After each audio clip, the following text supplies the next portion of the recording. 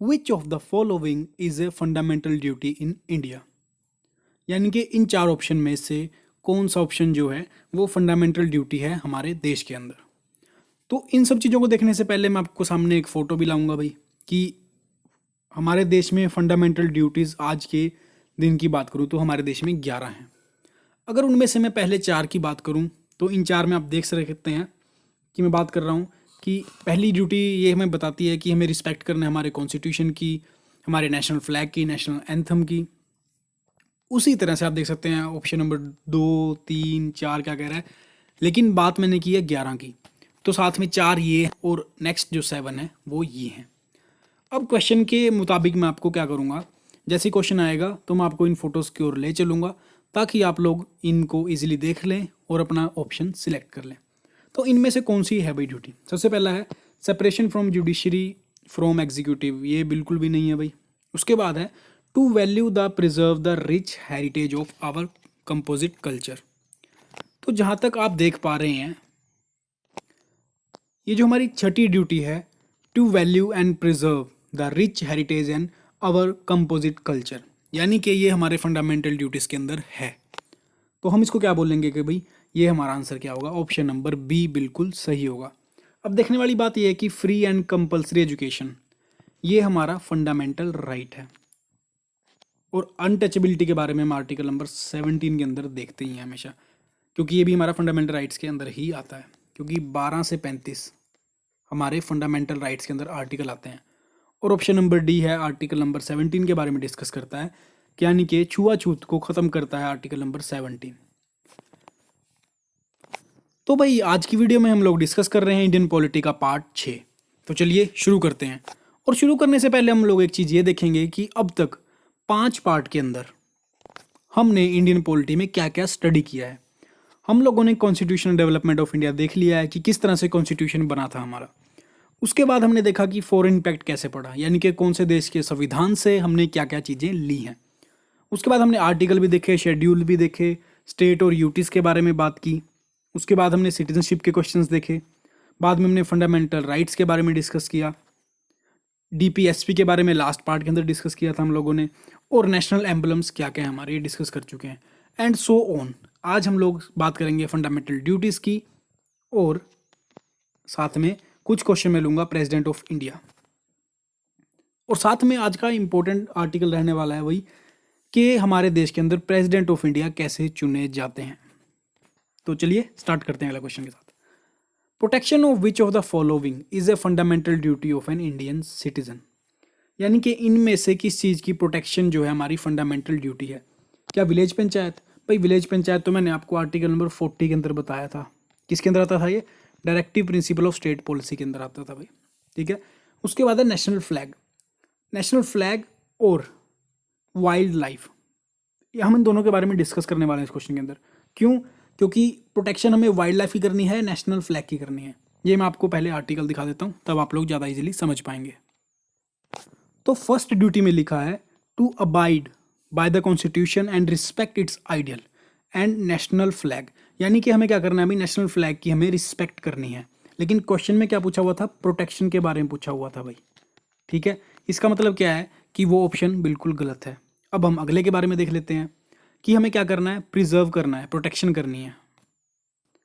अब अगर मैं प्रोटेक्शन की बात करूं, जी ऑप्शन के अंदर आप देख पाएंगे to protect and improve the natural environment including forest की देखभाल करनी है। अभी हमें प्रोटेक्ट करना है लेक्स की, रिवर्स की, वाइल्ड लाइफ की। तो वाइल्ड लाइफ हम यहाँ पे इजीली देख पा रहे हैं। तो इस क्वेश्चन का आंसर क्या होगा? That is wild life. क्योंकि अगर यहाँ पे रिस्पेक्ट की बात आती भाई तो हम लोग नेशनल फ्लैग को मार्क करते, लेकिन इसमें पूछा ही जब प्रोटेक्शन का हुआ है, और वैसे ही मैंने आपको बता दिया है कि फंडामेंटल ड्यूटी के अंदर प्रोटेक्शन बात की है वाइल्ड लाइफ की। अगर यहाँ पे लेक्स या रिवर होता तब हम उस चीज़ को देखते, लेकिन अभी अब बात हो रही है वाइल्ड लाइफ की। उसके बाद है which is not provided in part 4 fundamental duties. आपको पता ही है कि हमारे कॉन्स्टिट्यूशन के पार्ट 4 के ए के अंदर फंडामेंटल ड्यूटीज़ हैं और 51A के अंदर सारी ड्यूटीज़ हमारी लिखी हुई हैं। अब क्वेश्चन ये पूछ रहा है कि इनमें से कौन सी फंडामेंटल ड्यूटी नहीं है। सबसे पहला ऑप्शन है to respect the national flag, बिल्कुल सही है जी, अभी मैंने डिस्कस किया था। उसके बाद है to promote spirit of brotherhood among the all citizen of India. ये देखिए 5वीं ड्यूटी के अंदर आप लोग देख पा रहे हैं, to promote harmony and spirit of common brotherhood among all the people of India. उसके बाद हम बात करते हैं ऑप्शन नंबर डी की, to preserve the rich heritage and our composite culture. ये तो मैंने क्वेश्चन ही करवाया था भाई, सेकंड क्वेश्चन था आज की वीडियो का हमारा। अब बात करते हैं हम लोग, to respect our parents and teacher. तो भाई ये देखने वाली बात इसमें ये है कि ये चीज़ें भाई हमारे जो हैं, ये हमारी मॉरल ड्यूटी बनती है एक तरह से, कि हम अपने टीचर्स की और पेरेंट्स की रिस्पेक्ट करें। लेकिन ऐसा कहीं पर भी फंडामेंटल ड्यूटीज़ में नहीं लिखा हुआ है। हम बात कर रहे हैं यहाँ पर फंडामेंटल ड्यूटीज़ की, तो ये तो भाई हमारी मॉरल ड्यूटी है कि हमें अपने पेरेंट्स और टीचर की रिस्पेक्ट करनी चाहिए भाई, लेकिन फंडामेंटल ड्यूटी नहीं है हमारी ये। चलिए आगे देखते हैं। तो इस क्वेश्चन का आंसर क्या होगा भाई? Option number C. उसके बाद है, under the constitution which one of the following is not a fundamental duty. अब इसमें देखने वाली बात ये है भाई, ये जो भी मैं आपके लिए क्वेश्चन लेके आ रहा हूँ ना, ये सारे किसी ना किसी एग्जाम में आए हुए हैं, इसीलिए मैं इसमें नोट वर्ड यूज़ कर रहा हूँ, ताकि आपको साथ में जो चीज़ है वो भी पता लगे और जो नहीं है वो भी पता लगे। तो हम इसमें क्या करेंगे, लास्ट से स्टार्ट करेंगे भाई। To abide by the constitution and respect its ideal. ये तो सबसे पहली ड्यूटी है भाई हमारी, कि कॉन्स्टिट्यूशन की हमें पालना करनी है और उसके आइडियल्स की रिस्पेक्ट करनी है। उसके बाद है, to safeguard public property, और अगला है टू डेवलप साइंटिफिक टेम्पर। ये भी हम लोग देख लेते हैं एक बार। तो भाई ये हम देख सकते हैं 6 के अंदर, to value and preserve, sorry हम बात कर रहे हैं एच की, 8वें की, to develop the scientific temper. ठीक है, ये इसके बारे में हमारे क्वेश्चन के अंदर पूछा हुआ था कि ऐसा हमने टेम्पर डेवलप करना है कि साइंटिफिक चीज़ें हम लोग डेवलप हमारे कंट्री में कर पाएँ। और जो बात थी पब्लिक प्रॉपर्टी की, वो हम 9वें के अंदर देखेंगे, to safeguard public property to abjure violence, यानी कि वायलेंस को हमें रोकना है और साथ में पब्लिक प्रॉपर्टी की सेफ्टी भी रखनी है। साथ में इसमें देखने वाला पॉइंट ये है, क्योंकि 11वां, क्योंकि शुरुआत में हमने जो है वो सिर्फ 10 फंडामेंटल ड्यूटी ही जोड़ी थी, लेकिन बाद में अमेंडमेंट के, यानी कि 86th अमेंडमेंट जो हुआ उसके समय पर 11वीं ड्यूटी और जुड़ी, कि एक पेरेंट की और एक गार्डियन की जो है एक ये ड्यूटी बनती है कि वो 6 से लेकर 14 साल के बच्चे को जो है एजुकेशन प्रोवाइड करवाए। तो भाई इन 3 के बारे में तो हम डिस्कस कर ही चुके हैं। अब रहता खुता रह गया जो है ए है, कि to vote in public election. ये हमारी फंडामेंटल ड्यूटी नहीं है भाई, ये हमारा लीगल राइट है एक तरह से, ठीक है, या फिर हम ये कह सकते हैं कि हमारा कॉन्स्टिट्यूशनल राइट है। ठीक है, ये हमारा कॉन्स्टिट्यूशनल राइट है कि हम लोगों को वोट डालना है इलेक्शन के अंदर। तो आई होप ये भी क्लियर होगा आपको। तो आंसर क्या होगा भाई? Option number A. Next question है, the fundamental duty to upload and protect the sovereignty, unity and integrity of India is mentioned at number.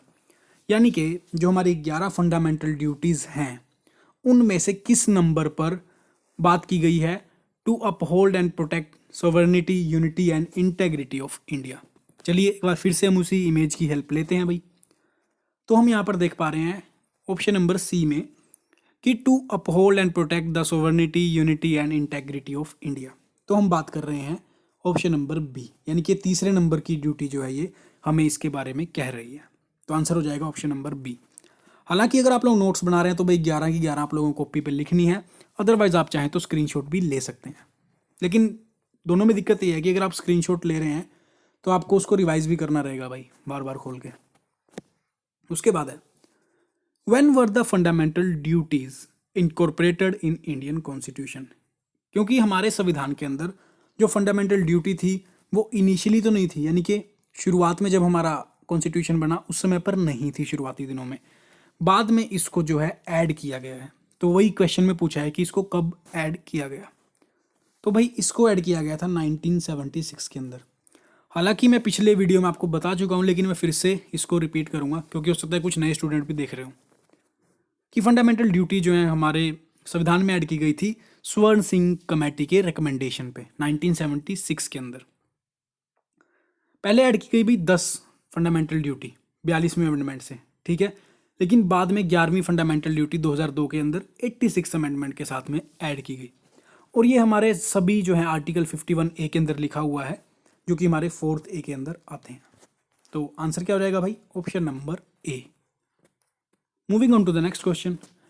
तो भाई नेक्स्ट क्वेश्चन में जाने से पहले अगर आप पहली बार आए हैं तो भाई सब्सक्राइब जरूर करें, तो लाल बटन होगा वहाँ पे दबा दीजिएगा, साथ में बेल आइकन भी दबाइए ताकि जब भी कोई नेक्स्ट वीडियो आए तो फटाफट से आपको पता लग जाए। डेडिकेटेड अपलोड आपको पता ही है ट्यूसडे और फ्राइडे को है। और आप लोग अगर इंस्टाग्राम पे हैं और टेलीग्राम पे हैं, क्योंकि इंस्टाग्राम पे तो मैं मोस्ट फ्रिक्वेंटली आस्क्ड क्वेश्चन जो एग्जाम के अंदर पूछे जाते हैं वो डालता हूँ, लिंक आपको डिस्क्रिप्शन में मिलेगा। और दूसरी चीज़, जो इस वीडियो का पीडीएफ आपको मिलेगा वो टेलीग्राम पे मिलेगा भाई, जाकर दोनों के डिस्क्रिप्शन में लिंक दे रखे हैं मैंने, वहाँ पे जाकर आप लोग फॉलो कीजिए मुझे। उसके बाद है the electoral college of president consist of, क्योंकि भाई इसमें बात कर रहे हैं प्रेसिडेंट के इलेक्शन की, तो चलिए एक बार हम आराम से देखते हैं कि प्रेसिडेंट का इलेक्शन होता कैसे है। सबसे पहले हम देखेंगे कि president is indirectly elected by N electoral college, यानी कि प्रेसिडेंट जो है हमारे देश के अंदर वो इनडायरेक्टली चुना जाता है भाई, क्योंकि इलेक्शन दो ही तरह के होते हैं भाई, एक होता है डायरेक्ट और दूसरा होता है इनडायरेक्ट। डायरेक्ट का मतलब क्या है कि जिसके अंदर आम जनता यानी कि हम लोग पार्टिसिपेट करते हैं, आम लोग, उसके द्वारा जो चुनाव होते हैं। जैसे कि आपने अभी रिसेंटली देखा होगा, लास्ट ईयर हमने 2019 के अंदर लोकसभा के इलेक्शन देखे थे, ठीक है। अब ये मैं उन बच्चों के लिए बता रहा हूँ भाई जिनको इन सब के बारे में नहीं पता है, हो सकता है आपको पता हो, अच्छी बात है, लेकिन अगर जिनको नहीं पता है उनको इससे हेल्प होगी कि हमने लोकसभा के चुनाव देखे थे 2019 के अंदर, तो हम सब ने इसके अंदर भाई वोट किया था। पहली बात तो ये, तो हमने क्या किया था भाई, एमपी चुने थे, मेंबर ऑफ पार्लियामेंट, लोकसभा के अंदर। और साथ में अगर हम लोग विधानसभा की बात करें तो हम लोग एमएलए चुनते हैं भाई। ये भी दोनों किससे होते हैं, ये दोनों डायरेक्ट इलेक्शन से होते हैं। लेकिन प्रेसिडेंट के इलेक्शन में हमारे द्वारा चुने गए नुमाइंदे, यानी कि जो हम एमपी और एमएलए चुनते हैं, वो लोग इसके अंदर वोट करते हैं। तो इस तरह से हम कह सकते हैं कि डायरेक्ट तो नहीं हुए, क्योंकि डायरेक्ट होते तो हम लोग वोट करते हैं प्रेसिडेंट के इलेक्शन में, लेकिन एमपी और एमएलए वोट कर रहे हैं तो हम बोल देंगे कि ये इनडायरेक्टली इलेक्शन है। चलिए अब नेक्स्ट की ओर बढ़ते हैं। अब मैंने बोला था कि ये इलेक्टोरल कॉलेज जो है ये इलेक्ट करता है हमारे प्रेसिडेंट को, लेकिन अब इस इलेक्टोरल कॉलेज के अंदर कौन कौन होता है भाई, तो इसके अंदर सबसे पहले हम बात करेंगे elected member of Lok Sabha and Rajya Sabha, यानी कि जो मेंबर ऑफ पार्लियामेंट हैं उसके इलेक्टेड मेंबर। मैं यहाँ पे इलेक्टेड वर्ड क्यों यूज़ कर रहा हूँ, क्योंकि भाई हमारे लोकसभा राज्यसभा के अंदर इलेक्शन यानी कि जो चुनाव जीत के आते हैं वो मेंबर तो होते ही हैं, लेकिन साथ ही साथ में कुछ मेंबर नॉमिनेटेड भी होते हैं। तो नॉमिनेटेड मेंबर, क्योंकि उनको प्रेसिडेंट ही नॉमिनेट करता है, लेकिन वो इलेक्शन के अंदर पार्टिसिपेट नहीं करेंगे भाई, इसीलिए मैंने यहाँ पे इलेक्टेड वर्ड यूज़ किया है। उसके बाद 3 यूटीज, हालांकि इसके अंदर पहले 2 यूटी थी भाई, दिल्ली और पुडुचेरी, लेकिन अब हाल ही में JNK को स्टेट से हटाकर यूटी बना दिया गया है, लेकिन यूटी के होते हुए भी उसके अंदर असेंबली भी रहेगी भाई, इसीलिए मैंने तीनों चीज़ ऐड की हैं। ये नई चीज़ ऐड हुई है, वरना आपको अगर आप किसी और भी चैनल पर जाकर वीडियो देखेंगे तो हर जगह पे 2 यूटीज दिखेंगे आपको, लेकिन आज की डेट में अगर मैं बात करूं तो 3 यूटीज इसके अंदर पार्टिसिपेट करेंगे। उसके बाद ऑल स्टेट असेंबलीज विधानसभा, यानी कि जितने भी हमारे स्टेट में, हमारे देश में 28 विधानसभा हैं, उन सभी के मेंबर इसके अंदर पार्टिसिपेट करेंगे। विधान परिषद, जिसको हम लेजिस्लेटिव काउंसिल बोलते हैं, वो इसके अंदर पार्टिसिपेट नहीं करेंगे भाई। यानी कि एक तरह से क्या हुआ भाई, अगर मैं सिंपल भाषा में बात करूं कि एमपीज और एमएलए इसके अंदर इलेक्ट होंगे, सॉरी एमपीज और एमएलए इसके अंदर भाग लेंगे, जो कि वोट देंगे जाकर कैंडिडेट को जो कि प्रेसिडेंट चुना जाएगा। आई होप ये भी क्लियर होगा आपको भाई। अब हम बात करते हैं आगे कि अगर किसी भी इंसान को अगर कैंडिडेट बनना है प्रेसिडेंट के लिए, तो उसको कम से कम 50 एमएलए एमपीज के साइन किया हुआ वो नामांकन पत्र चाहिए, तभी वो प्रेसिडेंट में एज ए कैंडिडेट खड़ा हो पाएगा। पहली बात तो ये। अब दूसरी बात, उसको सिक्योरिटी डिपॉजिट करवानी पड़ेगी 15,000 रुपये की। 15,000 रुपये की सिक्योरिटी है भाई, ये क्वेश्चन भी एग्जाम में पूछा हुआ है। उसके बाद अब कई बार आपने भाई न्यूज़ में सुना होगा कि ज़मानत जब्त हो गई भाई। अब उसका भी मैं बताता हूँ कि प्रेसिडेंट के इलेक्शन में मान लीजिए अगर उसके अंदर टोटल 600 वोट थी, हालांकि रियलिटी में नहीं होता, सिर्फ मैं एग्जांपल के तौर पे बता रहा हूँ आपको, कि अगर उसको 1/6 नहीं मिला, 1/6 कितना होगा भाई, 100। अगर किसी कैंडिडेट को 100 वोट भी नहीं मिली तो उसकी जो ये 15,000 की जो राशि है वो सीज कर ली जाएगी। इसी को हम लोग बोल देते हैं कि जमानत जब्त हो गई, क्योंकि भाई जमानत जब्त होने का मतलब है कि बहुत ही ज़्यादा करारी हार हुई है। तो कोई भी कैंडिडेट है, कोई भी मंत्री है भाई, वो इस चीज़ से तो बचना चाहता ही चाहता है। तो नेक्स्ट बात करते हैं हम लोग। अब हमने देखा कि कौन कौन इसके अंदर इलेक्ट होंगे। अब हम इलेक्शन प्रोसेस के बारे में बात करेंगे, क्योंकि इसके इलेक्शन के अंदर भाई प्रोपोर्शनल रिप्रेजेंटेशन और single transferable vote method use होता है। अब उसके अंदर होता क्या क्या है भाई, पहले मैं बात करता हूँ प्रोपोर्शनल रिप्रेजेंटेशन की। क्योंकि इसमें भाई हर एक वोट का जो दाम है वो सेम नहीं होता, यानी कि एमपी और एमएलएस की वोट का जो है अलग अलग वैल्यू होती है। वो हम लोग डिस्कस नहीं करेंगे क्योंकि एग्जाम के अंदर मोस्टली इतना पूछा नहीं जाता है उनके बारे में। हाँ, लेकिन प्रोपोर्शनल रिप्रेजेंटेशन के बारे में और सिंगल ट्रांसफर वोट के बारे में पता होना चाहिए। मान लीजिए अब 3 कैंडिडेट खड़े हैं भाई इलेक्शन के लिए, एक का नाम है XYZ, दूसरे का ABC और तीसरे का PQR। अब क्या होगा, सीक्रेट बैलेट यूज़ किया जाएगा। सीक्रेट बैलेट का मतलब है कि कोई भी MP MLA आएगा एक सिंगल, ठीक है, अपनी अपनी बारी बारी से, वो एक सीक्रेट बैलेट के अंदर अपनी प्रेफरेंस देगा, यानी कि वो पहले नंबर पर वोट, मान लीजिए कि बात कर रहा हूँ कि उसने पहले नंबर पे वोट दिया XYZ को, यानी कि एक पर्ची में लिखेगा कि मेरी फर्स्ट प्रेफरेंस XYZ है, दूसरी प्रेफरेंस मेरी PQR है और तीसरी प्रेफरेंस मेरी ABC है।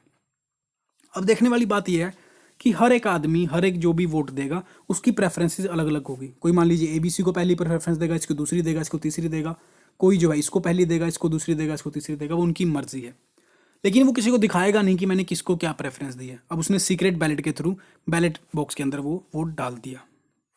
अब मैं मान रहा हूँ यहाँ पे कि 1000 आदमियों ने वोट डाला इसके अंदर, ठीक है। तो पहले गिनती के दौरान हमें पता लगा कि जो XYZ है उसको 420 वोट मिले, यानी कि 1000 में से 420 मिले। ABC की बात करूँ तो उसको 340 मिले। PQR की बात करूँ तो उसको 240 मिले। अब हमें पता है कि अगर किसी को भी इलेक्शन जीतना है तो उसको 50% + 1, यानी कि 50% से एक वोट ज़्यादा चाहिए। अगर मैं 1000 की बात कर रहा हूँ तो उसका 50% हो गया 500 + 1, यानी कि 501 वोट चाहिए भाई जीतने के लिए। अब ना तो XYZ जीता, ना ABC जीता, ना PQR जीता भाई, तो क्या इलेक्शन दोबारा होंगे? बिल्कुल भी नहीं।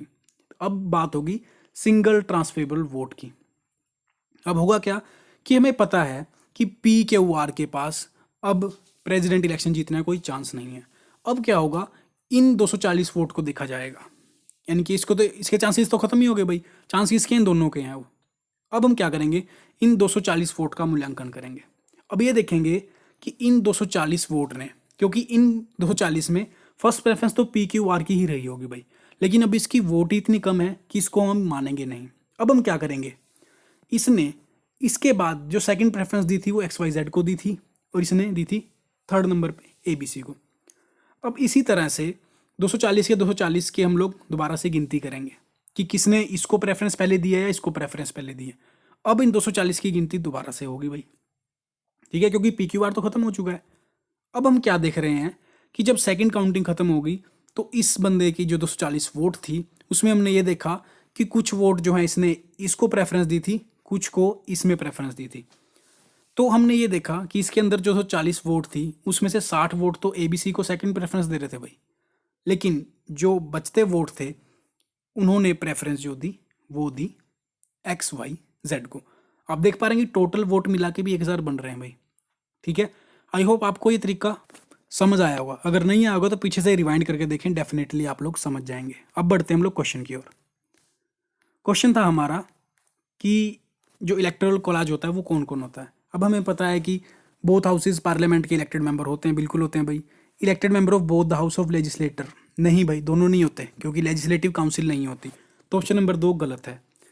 उसके बाद है elected member of legislative assembly of all state, बिल्कुल सही। Elected member of assembly of Delhi Pondicherry J&K, यानी कि दूसरे को छोड़ के सब ठीक है, तो आंसर क्या होगा हमारा, option number D। Next question है कि वो मेंबर कौन कौन से होते हैं बोर्ड के जो इलेक्शन में पार्टिसिपेट करते हैं भाई। तो हमें पता है कि इलेक्टेड लोकसभा के भी होते हैं, इलेक्टेड राज्यसभा के भी होते हैं, इलेक्टेड विधानसभा के भी होते हैं, यानी कि 1, 2 और 3। हालांकि और भी मेंबर होते हैं, लेकिन हम क्वेश्चन के आंसर की ओर से चलेंगे, मतलब कि जो ऑप्शन में दिया हुआ है आंसर तो हमें उसी तरह से करना है भाई। तो आंसर क्या होगा इसका, क्योंकि विधान परिषद इसके अंदर पार्टिसिपेट नहीं करता है। और आर्टिकल नंबर 54 कहता है कि जो इलेक्शन होंगे वो इलेक्टोरल कॉलेज के थ्रू ही होंगे। उसके बाद है ये क्वेश्चन भाई IAS के अंदर पूछा गया था, बहुत इंपॉर्टेंट है, ध्यान से सुनिएगा। The chief minister of a state in India is not eligible to vote in the presidential election if, यानी कि इन चारों में से कौन सी सिचुएशन ऐसी होगी किसी स्टेट का चीफ मिनिस्टर ही इसके अंदर वोट नहीं कर पाएगा भाई। क्योंकि चीफ मिनिस्टर भी क्या होता है भाई, वो MLA तो होता ही है, क्योंकि MLA बनेगा तभी वो CM बनेगा। जैसे कोई भी सदस्य को PM होना है तो वो मेंबर ऑफ पार्लियामेंट जरूर होगा, चाहे वो लोकसभा का हो या राज्यसभा का हो। उसी तरह से MLA या तो वो असेंबली का हो या काउंसिल का हो, वो जो है CM बन सकता है। अब देखने वाली बात यह है कि ऐसी कौन सी कंडीशन होगी कि वो वोट नहीं डाल सकता। अब हमें पता है कि कौन पार्टिसिपेट नहीं करता भाई, विधानसभा के मेंबर पार्टिसिपेट नहीं करते। अगर किसी स्टेट के अंदर, हमें पता है कि 6 स्टेट हैं जहाँ पे विधान परिषद भी है, अगर किसी स्टेट के अंदर वो एमएलए, यानी कि हम एमएलसी की बात करेंगे, सॉरी, कि ऐसा विधान परिषद का मेंबर जो सीएम बना हुआ है, जैसे हम देखने वाले हैं भाई आज के दिनों में बात करूं महाराष्ट्र के सीएम जो है उद्धव ठाकरे हैं, क्योंकि वो एमएलए तो है नहीं, क्योंकि जीत के नहीं आए हैं। तो अब जो एमएलसी के इलेक्शन होंगे वहाँ पे वो जो है कैंडिडेट आ चुके हैं, अब वो एमएलसी बन जाएंगे तो वो सीएम भी बने रहेंगे, अदरवाइज उनको हटना पड़ता। तो अब होगा क्या, इसका बताने का पर्पज़ मेरा ये है कि अगर वो स्टेट लेजिस्लेचर का अपर हाउस का मेंबर होगा, क्योंकि स्टेट लेजिस्लेचर का जो अपर हाउस होता है वो होता है विधान परिषद, अगर सीएम उसका इलेक्टेड मेंबर होगा तो वह वोट नहीं डाल सकता, क्योंकि विधान परिषद इलेक्शन के अंदर पार्टिसिपेट ही नहीं करती भाई प्रेसिडेंट के। तो आई होप ये भी क्लियर होगा आपको। चलिए नेक्स्ट देखते हैं अब हम लोग, which is not an essential qualification for the candidature of president, यानी कि इन चारों में से कौन सी क्वालिटी नहीं चाहिए हमारे देश का प्रेसिडेंट बनने के लिए। भाई देख लेते हैं भाई, आर्टिकल 158(1) इसके बारे में बोलता है कि वो भारत का नागरिक होना चाहिए, तो बिल्कुल सही है भाई, ऑप्शन नंबर डी आ रहा है। 35 एज होनी चाहिए, यानी कि ये भी क्लियर हो गया। उसके बाद है कि qualified for the election as a member of Lok Sabha, यानी कि वो लोकसभा के मेंबर, यानी कि लोकसभा में जो इलेक्शन होते हैं जो मेंबर की क्वालिफिकेशन चाहिए होती है वो भी उसके अंदर होनी चाहिए। तो भाई तीनों चीज़ तो इसके अंदर आ गई। अब क्या नहीं आया भाई, ये आ गया एजुकेटेड। तो भाई वैसे तो ये हमारे देश का दुर्भाग्य ही है कि भाई ऐसा कुछ लिखा नहीं हुआ है कि हमारे देश के नेता भी पढ़े लिखे होने चाहिए, तो इसलिए हम आंसर देंगे इसका एजुकेटेड। यानी कि हालांकि बोलते हुए मुझे सही नहीं लग रहा है कि हमारे देश का जो प्रेसिडेंट है वो जरूरी नहीं कि पढ़ा लिखा हो, यानी कि अनपढ़ भी हमारे देश का प्रेसिडेंट बन सकता है।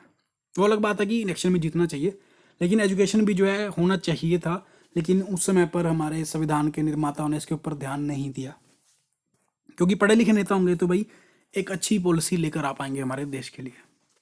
उसके बाद है, if there is an dispute regarding the presidential election it can be refer to, यानी कि मान लीजिए अब प्रेसिडेंट इलेक्शन हुए हैं लेकिन उसमें क्या है, कोई डिस्प्यूट आ गया है, तो सीधा किसको रेफर किया जाएगा, तो ये रेफर किया जाएगा भाई हमारे सुप्रीम कोर्ट ऑफ इंडिया को आर्टिकल 71 के तहत, और उसका डिसीजन फाइनल होगा, यानी कि हाई कोर्ट में इसका कोई लेना देना नहीं है, सीधे बात सुप्रीम कोर्ट जाएगी। उसके बाद है, the president hold office for a term of 5 year from date on, यानी कि कोई भी प्रेसिडेंट जो है उसका कार्यकाल 5 साल का तो होगा, लेकिन वो कब से स्टार्ट होगा। तो भाई आर्टिकल नंबर 56(1) कहता है कि जब भी हमारे देश का प्रेसिडेंट चुना जाएगा तो जिस दिन से उसने ऑफिस में एंट्री ली उस दिन से उसका 5 दिन का कार्यकाल शुरू होगा। ऑप्शन नंबर ए के बारे में डिस्कस करता हूं भाई, कि विच ही और शी इलेक्टेड। मान लीजिए मई के अंदर इलेक्शन हुए और लेकिन कार्यकाल जो है उसने जून से स्टार्ट किया भाई, तो हम लोग मई से स्टार्ट मानेंगे, जून से मानेंगे, तो भाई हम जून से इलेक्ट करेंगे, यानी कि जून से हम लोग मानेंगे कि 5 साल की शुरुआत हुई है, मई से नहीं मानेंगे। तो आंसर होगा ऑप्शन नंबर सी। नेक्स्ट है कि प्रेसिडेंट ऑफ इंडिया अपना रेजिग्नेशन किसे सबमिट करेगा भाई, तो प्रेसिडेंट ऑफ इंडिया भाई वाइस प्रेसिडेंट को करेगा। आप देख पा रहे हैं इधर इमेज में कि दोनों आपस में ही खेलते रहेंगे भाई।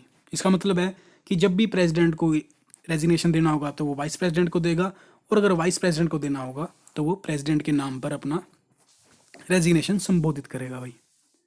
उसके बाद है, for how long can the vice president act as president, यानी कि कितने समय के लिए वाइस प्रेसिडेंट जो है प्रेसिडेंट यानी कि एक्टिंग प्रेसिडेंट बन सकता है जब भी president of India can not perform his duty, यानी कि अपनी ड्यूटी पे नहीं होंगे, किस करके, या तो उनकी मौत हो गई या वो रिज़ाइन दे गए या फिर हटा दिए गए हैं। तो मैक्सिमम भाई अगर किसी केस में वैकेंसी होती है तो मैक्सिमम 6 मंथ तक वाइस प्रेसिडेंट एक्ट कर सकता है। इसका मतलब है कि 6 महीने के अंदर अंदर इलेक्शन भी हो जाएंगे और हमें नया प्रेसिडेंट भी मिल जाएगा, लेकिन वो 6 महीने से ज़्यादा किसी भी हालात में नहीं हो सकते हैं। आज की वीडियो का लास्ट क्वेश्चन है, हालांकि वीडियो थोड़ी लंबी हो गई है अभी, लेकिन इन्फॉर्मेशन काफ़ी मिली है आपको। उसके बाद है, ऐसी कौन सा ऑप्शन इनमें से है जो भाई इलेक्टोरल कॉलेज के अंदर तो है बट इम्पीचमेंट के दौरान नहीं आता। इम्पीचमेंट क्या होता है भाई, कि किस तरह से प्रेसिडेंट को अपनी कुर्सी से हटाया जाता है, कैसे हटाया जाता है, ये प्रोसेस मैं पार्ट अगले के अंदर डिस्कस करूंगा। लेकिन साथ में आपको बता देता हूँ कि वो ऐसी कौन सी चीज़ है जो इलेक्शन के टाइम तो भाई पार्टिसिपेट करती है लेकिन इम्पीचमेंट के टाइम पे नहीं। तो ये है भाई स्टेट असेंबली, क्योंकि काउंसिल तो भाई पार्टिसिपेट भी नहीं करती तो इसलिए हम इसको कंसीडर नहीं करेंगे। स्टेट लेजिस्लेटिव असेंबली भाई इलेक्शन के समय तो काम करती है लेकिन इम्पीचमेंट के समय पर उसके पास कोई पावर नहीं है, यानी कि प्रेसिडेंट को हटाने के लिए कोई पावर नहीं है। ऑप्शन नंबर डी होगा इसका सही आंसर। तो थैंक्स फॉर वॉचिंग भाई, काफ़ी लंबा वीडियो रहा आज का हमारा। आई होप आपको अच्छा लगा होगा। लाइक एंड शेयर करें अपने स्टडी ग्रुप में। तो चलिए जल्द ही मिलेंगे नए वीडियो के साथ, तब तक के लिए जय हिंद, जय Bharat and you guys keep on studying.